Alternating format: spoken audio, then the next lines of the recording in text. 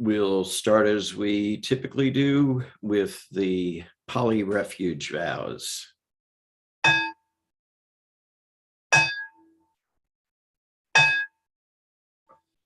Buddham Saranam Gacchami. Dhammam Sharanam Gacchami. Sangam Sharanam Gacchami. I go for refuge in the Buddha. I go for refuge in the Dharma. I go for refuge in the Sangha. Buddha Sharanam Gacchami. Dhammam Sharanam Gacchami. Sangam Sharanam Gacchami.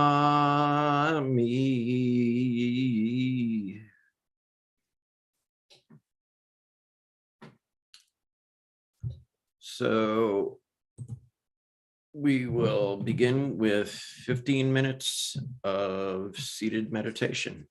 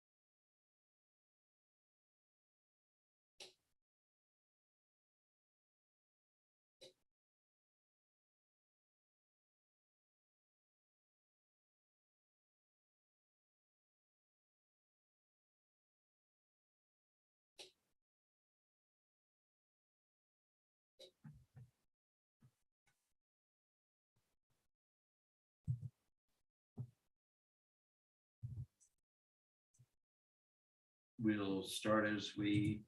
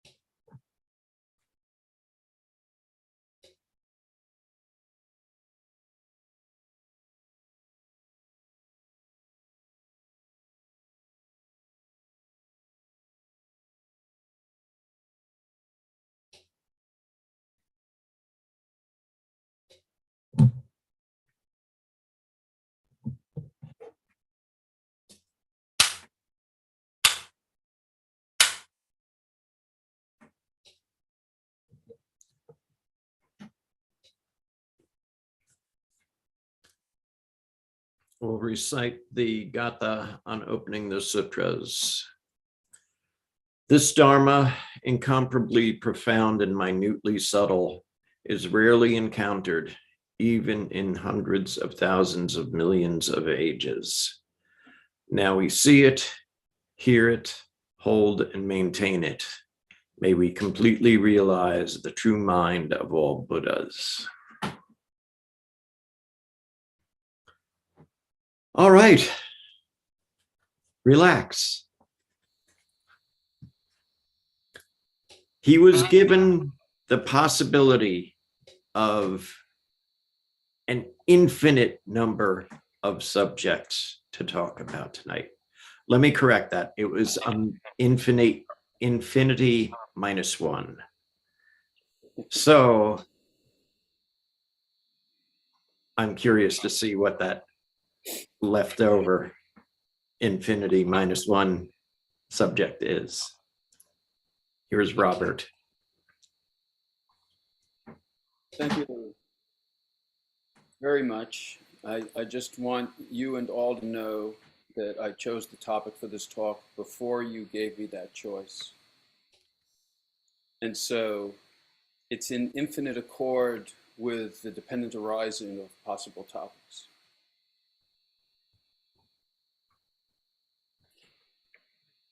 So the subject of my talk tonight is non-dualism.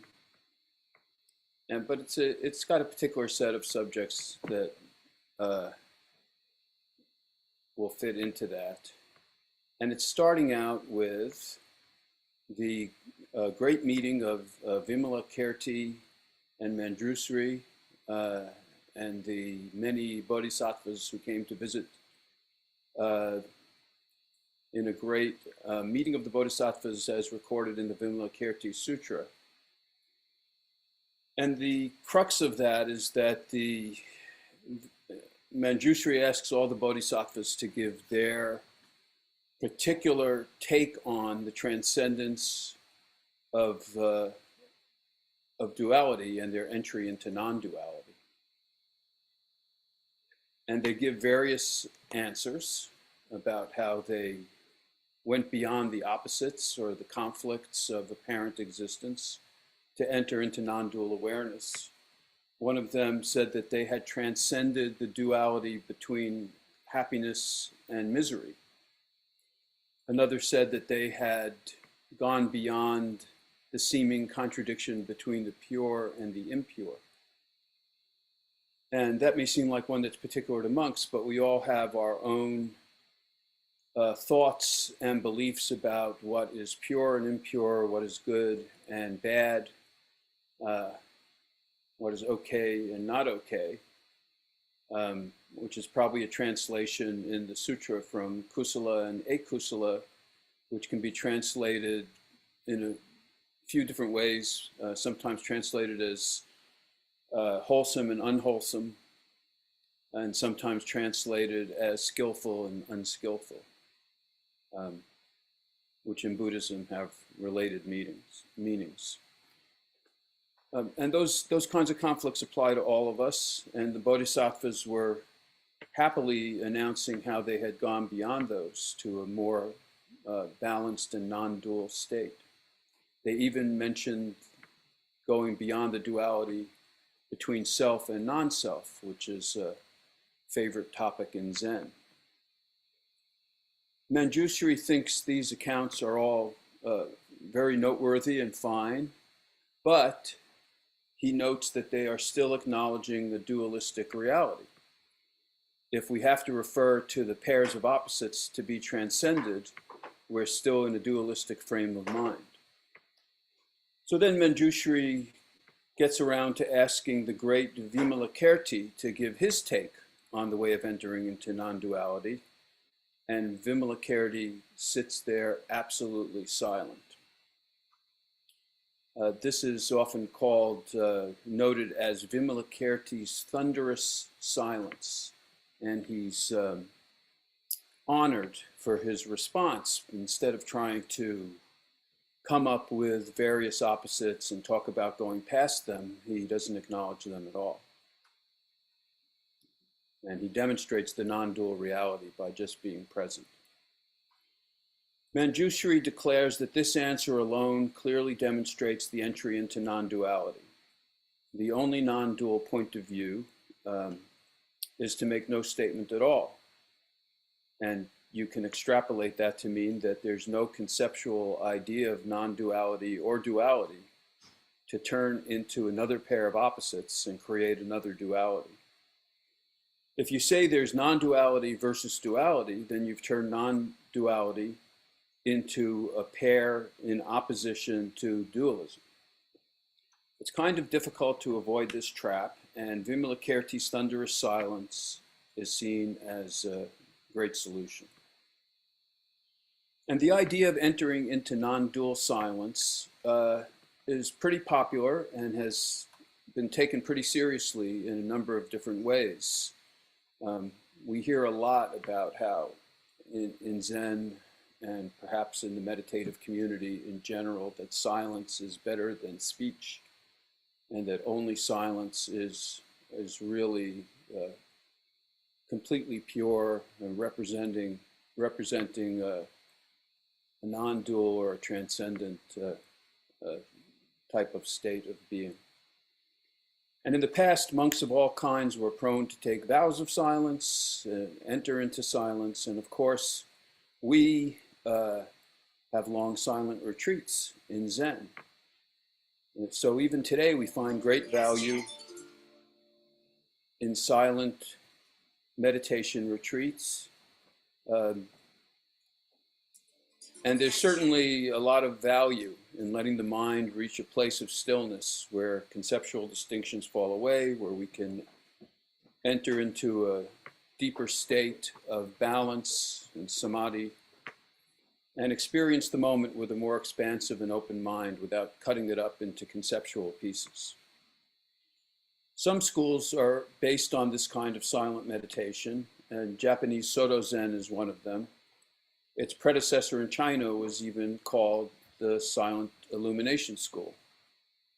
And one can indeed often move into deeper samadhi in meditation by practicing inner and outer silence. But problems can also arise from thinking that silence is the one vehicle of non-dual awareness. For one thing, it's been noted that those who practice silent meditation sometimes have a hard time transitioning from the non-dual silence of meditation into non-dual awareness when they leave the cushion and enter back into the apparently very dualistic world. And for lay practitioners, this is an even greater challenge. When the sink is leaking and the spouse is yelling at you to stop watching TV, it's hard to maintain non-dual awareness and transcend the opposites. Good and bad often seem like choices that are right in our faces, and we have to decide which way to go. It's also difficult to communicate without speaking. And so for lay people and even for monks, when they, have their many moments of communication when they're not meditating, they have to talk. So the Vimalakirti's answer to non-dualism, to stay in silence, works up to a point, and it certainly demonstrates something. But if the person that you're dealing with says, "Do you want to have? Are you ready for dinner?" and the other person doesn't say anything, it will eventually get annoying.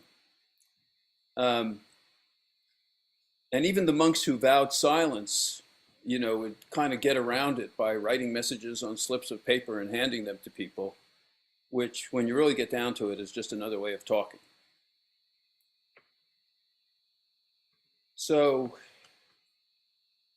in the world of talk and communication, of action and response that we live in,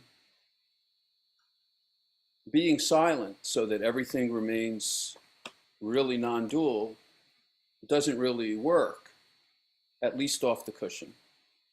So we need a transitional way of navigating from non-duality to the dualistic world while still maintaining a non-dual understanding.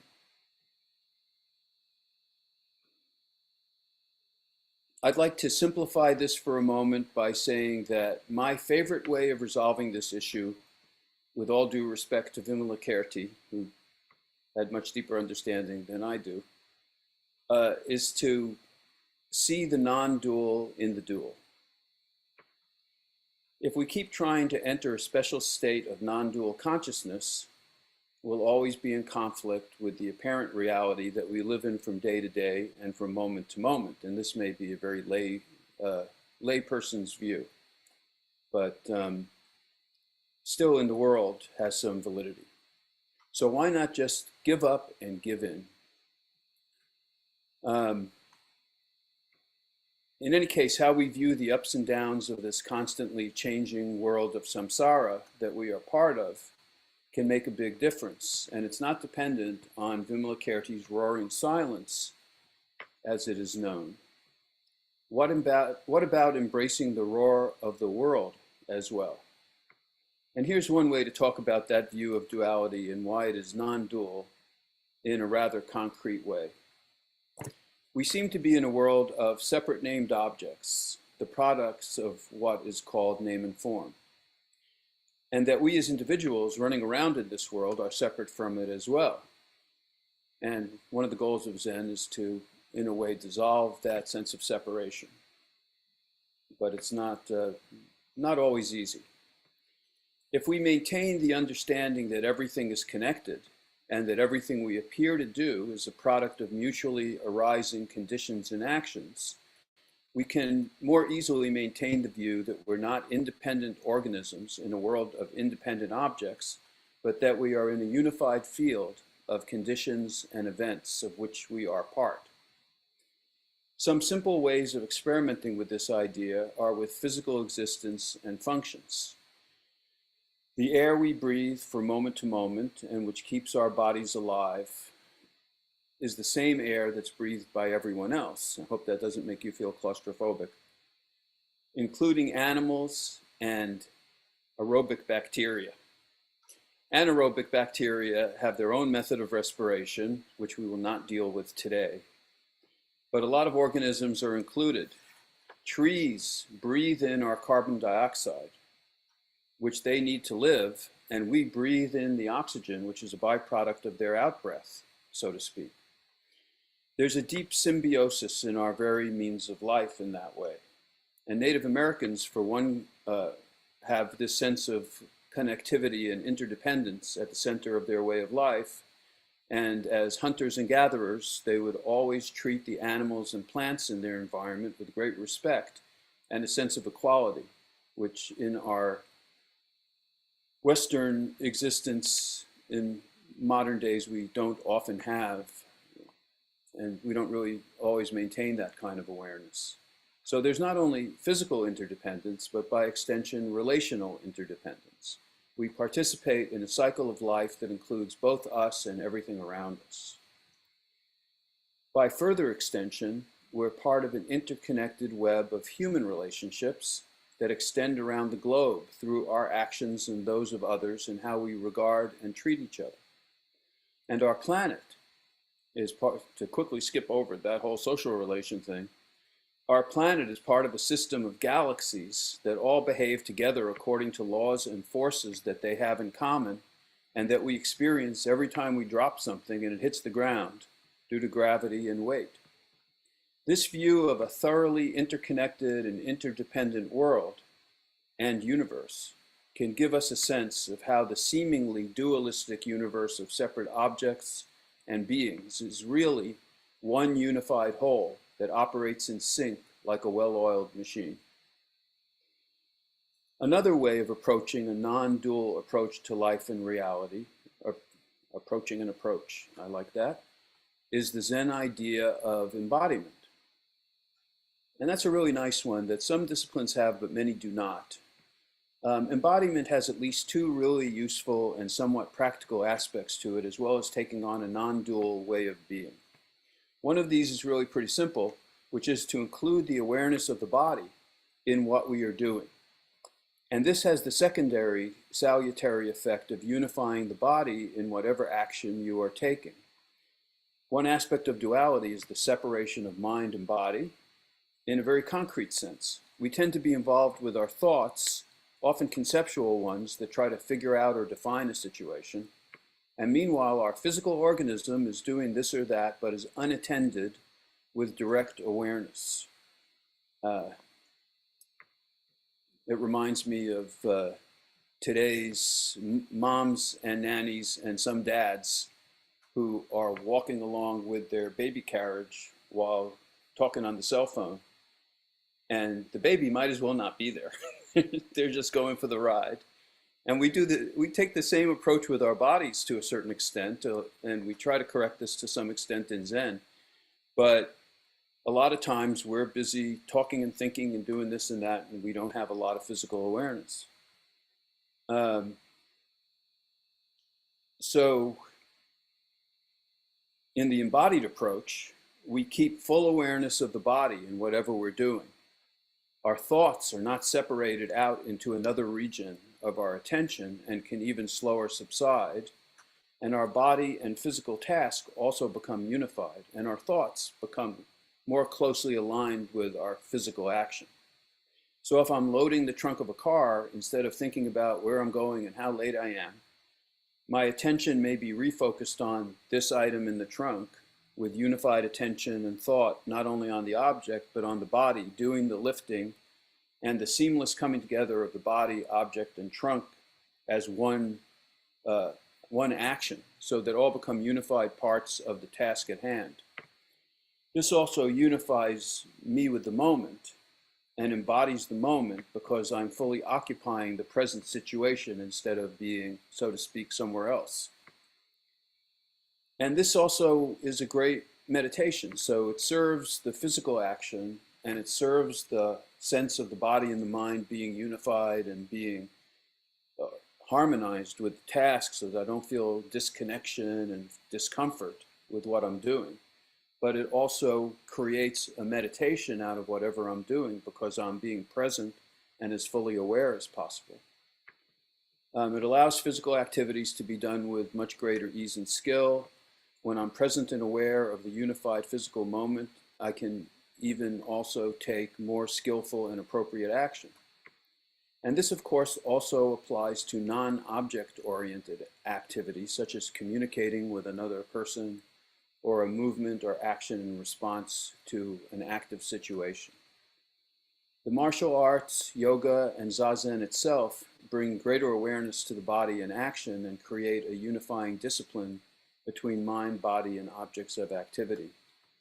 For instance, if you're practicing Tai Chi, as I have done in the past, there's a sense of coming from the earth and having a unified, connected physical awareness going all the way through the body and to the action as one unified piece.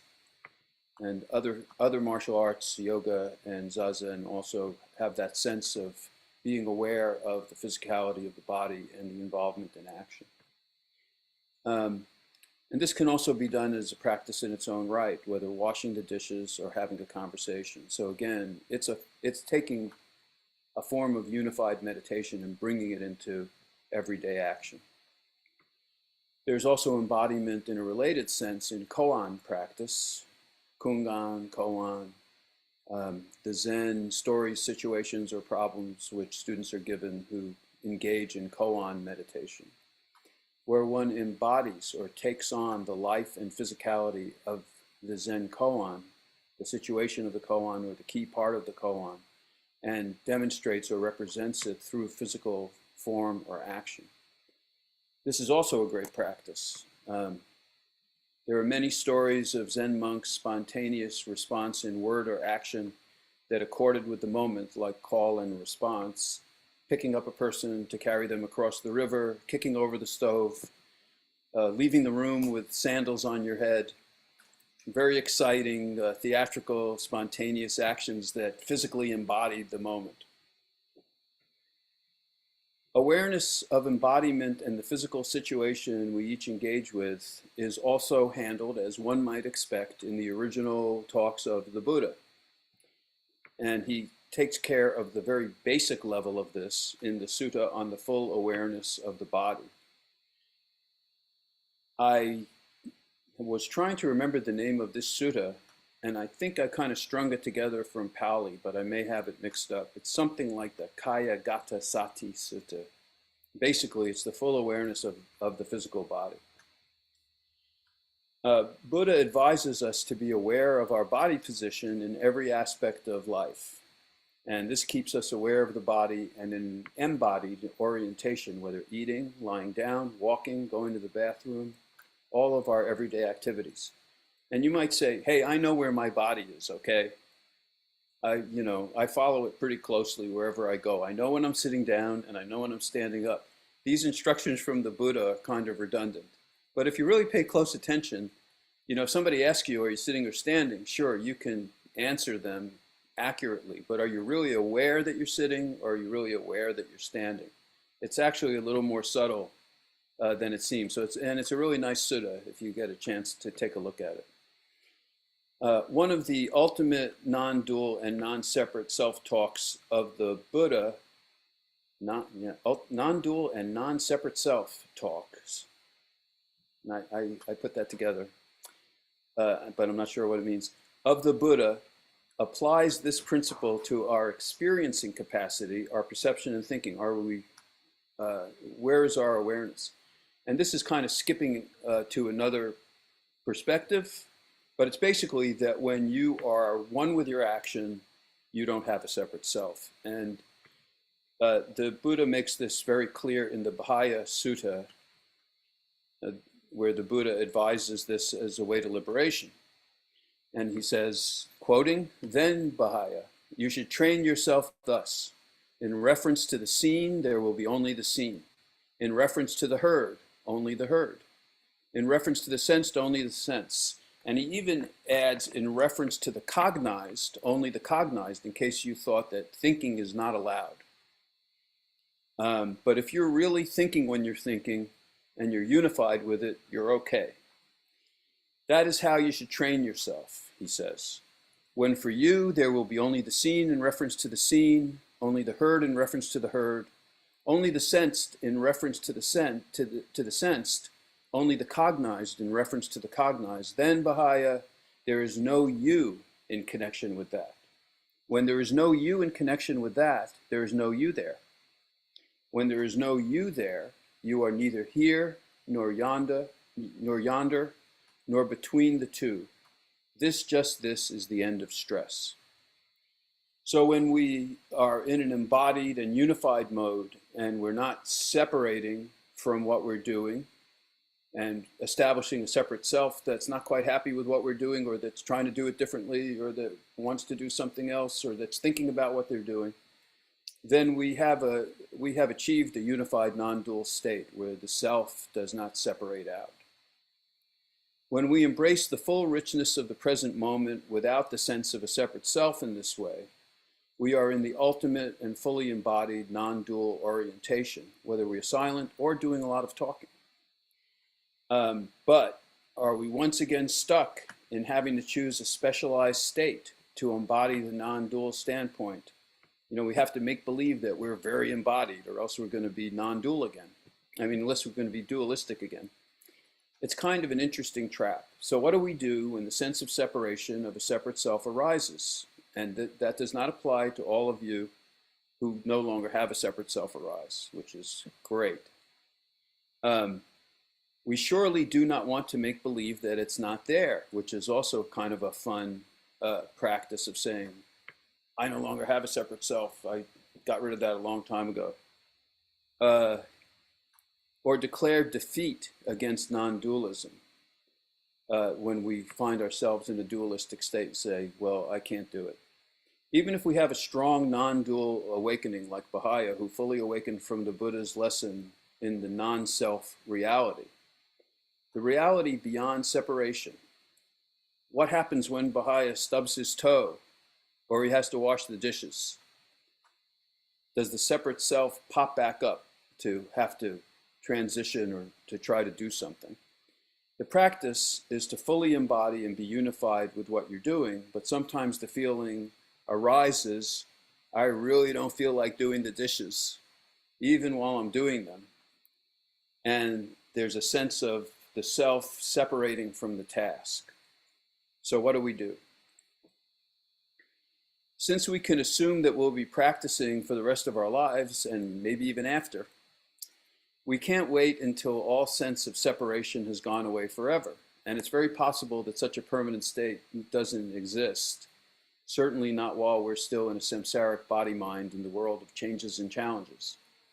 Once again, my solution is to understand that duality is also non-dual. And it goes along with the Heart Sutra saying that, form is emptiness. Emptiness is, in some translations, no other or nothing other than form. So it's in form, in apparent form, that we recognize emptiness and non-duality. When we feel separate, even the feeling of separation is just an arising thought or sensation within the unified whole of life. And instead of trying to change it, we can embrace it, unify with it, work with it, and make it part of our practice and realize its nature as part of the magnificent whole, which has been called one mind, big mind, Buddha mind, original mind, primordial consciousness, the unborn, or the unconditioned, among other terms to point at it. Whatever arises, no matter how dualistic and separational it may seem, even if you are upset, uncool, and at odds with reality, you have the option of opening your arms and embracing it as the messenger of the unified reality of Buddha nature, the Dharmakaya body of reality, and make it your own. If we say yes to whatever we encounter, we defeat dualism by doing so. And we become the happy warrior for non-duality. And just as a side note, when you embrace something and become one with it, it's actually easier to change it if that's what's required. But that might be a talk for another time with its own complexities. Bodhidharma said that working with adversity was the heart of Zen, and Zen Master Jesus said to love your enemy. Huangbo said, I will let go with both hands. Difficult teachings for another time. Sometimes the teachings on non-dualism can be dualistic. They teach that to realize the unified non-dual reality, we have to change our perspective, and if we don't, we're stuck in dualism. And I like to take this extra step and say that even if you're stuck in dualism, you can acknowledge that the actual reality is non-dual, and that there's just a thought or feeling of non-dualism of dualism within the non-dual reality, in which we are all interconnected rather than an actual separative state. Duality is an aspect of non-duality. I am me and you are you, and yet at the same time we're both part of a larger reality that is seamlessly interconnected. Go out beyond separate bodies and see us as part of the planet. Go out beyond the planet and see us as part of the solar system, and then galaxy. Go out beyond the galaxies and see us as part of the universe, a unified whole. Go out beyond the universe and see the empty living space that is the body of everything. And you are here, you're both right here as yourself and part of the unbroken whole.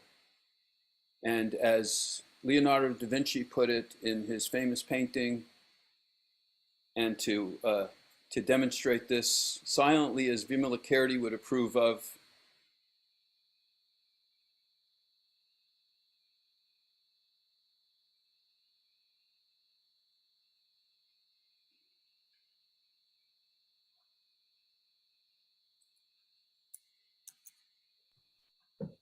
Thank you for your teaching.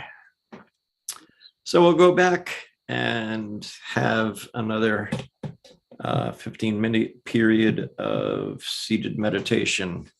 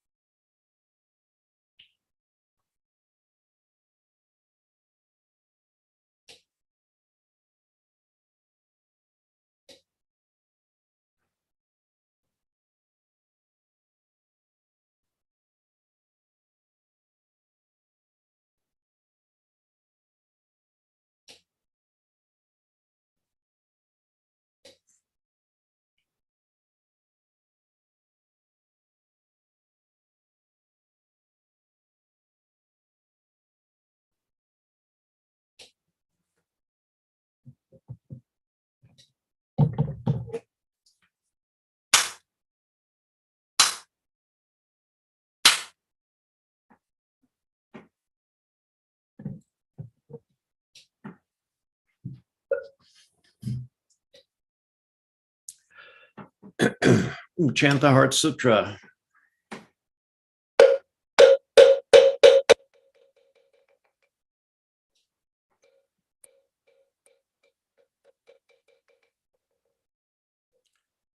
Mahaprajna Paramita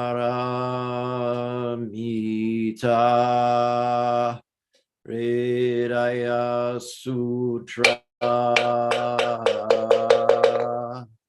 Avalokiteshvara Bodhisattva, when practicing deeply the Prajna Paramita, perceives that all five skandhas are empty and is safe from all suffering and distress. Shariputra, form does not differ from emptiness. Emptiness does not differ from form. That which is form is emptiness. That which is emptiness, form. The same is true of feeling, perceptions, impulses, consciousness. Shariputra, all dharmas are marked with emptiness. They do not appear or disappear, are not tainted or pure, do not increase or decrease. Therefore, in emptiness, no form, no feelings, perceptions, impulses, consciousness, no eyes, no ears, no nose, no tongue, no body, no mind, no color, no sound, no smell, no taste, no touch, no object of mind, no realm of eyes, and so forth, till no realm of mind consciousness, no ignorance, and also no extinction of it, and so forth, until no old age and death, and also no extinction of them, no suffering, no origination, no stopping, no path, no cognition, also no attainment, with nothing to attain. The bodhisattva depends on prajna paramita, and the mind is no hindrance. Without any hindrance, no fears exist. Far apart from every perverted view, one dwells in nirvana.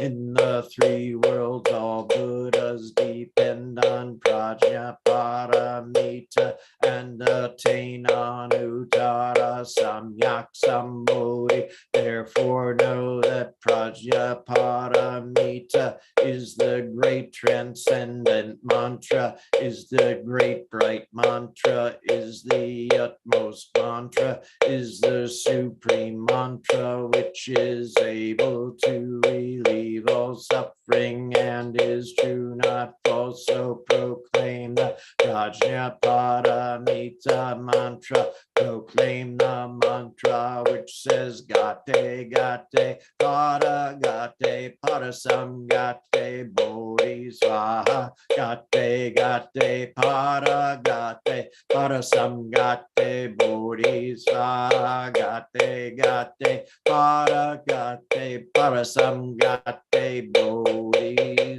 swaha.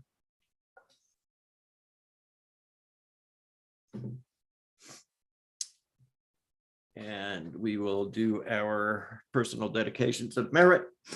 I've got a few, and I will open it up to whomever you might want to dedicate merit to.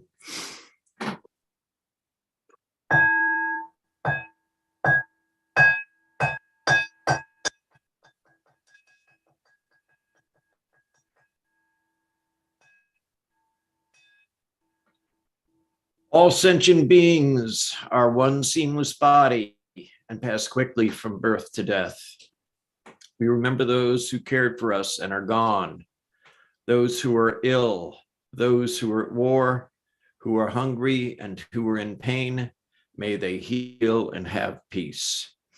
We especially dedicate our service to Mike Gingy Wood.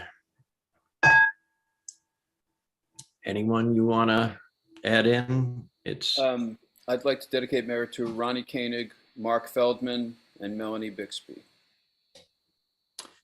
anyone else? Irv and Ed and their families and those traveling with them.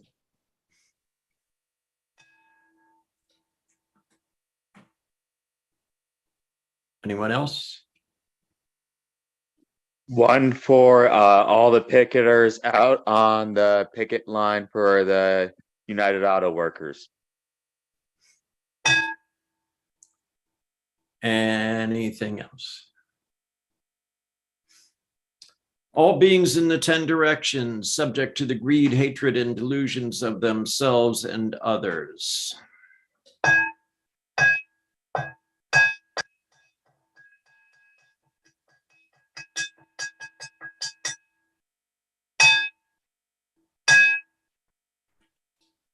All Buddhas throughout space and time, all honored ones, Bodhisattva Mahasattvas, wisdom beyond wisdom, Maha Prajna Paramita.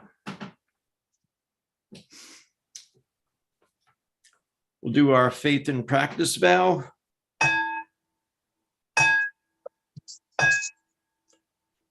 I will never retreat and will be firm in my mind in this correct Dharma. I will escape from the samsaric cycle of birth and death and definitely will see my original face. I will be sure to inherit the life of insight of the Buddha and save all sentient beings.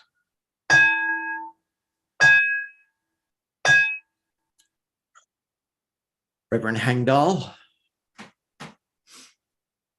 Infinite realms of light and dark convey the Buddha mind. Birds and trees and stars and we ourselves come forth in perfect harmony. We practice and recite this for all beings. And grateful thanks to our many guides along the way.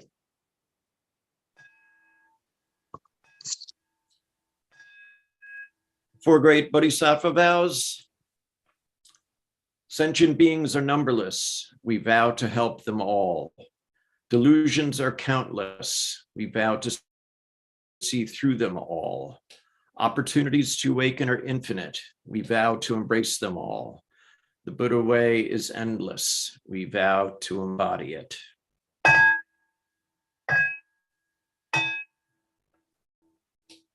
Life and death are of supreme importance.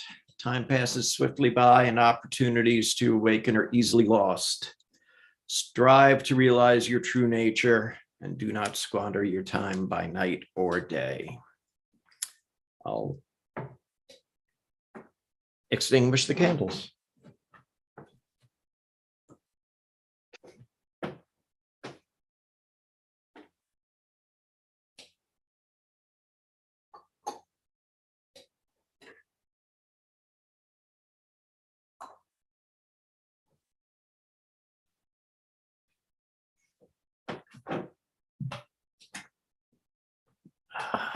And thank you for coming.